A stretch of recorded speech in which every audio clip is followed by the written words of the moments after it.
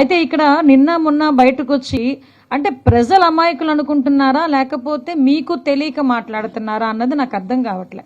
ఇప్పుడు ఒక పోలింగ్ బూత్ని మార్చే ప్రక్రియ ఒక సీఎం చేతిలోనో లేకపోతే ఇంకొకరి చేతిలోనో ఉండదు అన్న సంగతి మీకు తెలుసా అని అడుగుతున్నా. ఎందుకంటే ఒక ఎలక్షన్ కమిషన్ నుంచి వచ్చిన గైడ్ లైన్స్ ప్రకారమే పోలింగ్ బూత్లు అన్నవి చేంజ్ చేయడం కానీ వాళ్ళ మార్పులు చేర్పులు అన్నవి కంప్లీట్ గా ఎలక్షన్ కమిషన్ చేతిలో ఉంటాయి. ఎలక్షన్ కమిషన్ దీని మీద నోటిఫికేషన్ కూడా ఇచ్చింది. గత 28వ తారీఖున నోటిఫికేషన్ కూడా మనకు వచ్చింది.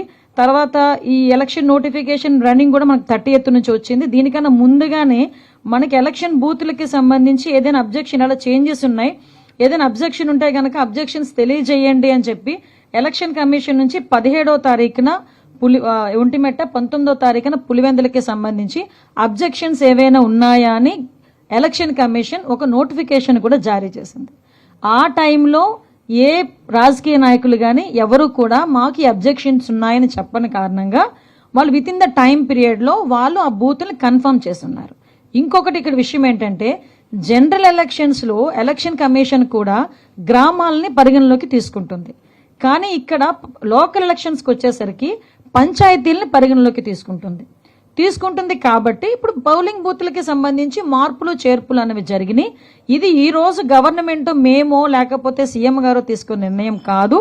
దయచేసి ఇది ఎలక్షన్ కమిషన్ ప్రొసీజర్ ప్రకారం జరిగిందన్న సంగతి నేను ప్రజలకి చెప్తున్నా.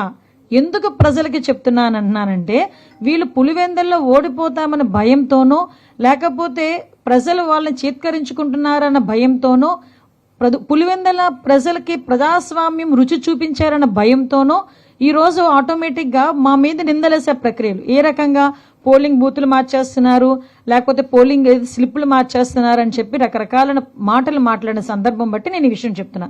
ఎక్కడైతే పోలింగ్ బూతులు మార్చారో ఆయన ఏదో టేబులర్ ఫామ్ వేసుకుని 2 కిలోమీటర్లు 4 కిలోమీటర్లు ఎస్ నేనేం కాదని చెప్పట్లే. దానికి సంబంధించి ఫుల్ గా ప్రికాషనేట్ గా పోలీస్ డిపార్ట్మెంట్, రెవెన్యూ డిపార్ట్మెంట్ కలిసి ఎలక్షన్ కమిషన్ ఆదేశాల మేరకు ఏదైతే అక్కడ ప్రికాషనరీ యాక్షన్స్ తీసుకోవాలో అవన్నీ తీసుకున్నాం. వాళ్ళు ఏదైతే రోడ్డు ఉందో రోడ్డు మీద ఆల్రెడీ 3 రూట్స్ కూడా డిపార్ట్మెంట్ వాళ్ళు ఏర్పాటు చేశారు. హెల్ప్ డెస్క్ ని కూడా ఏర్పాటు చేశారు.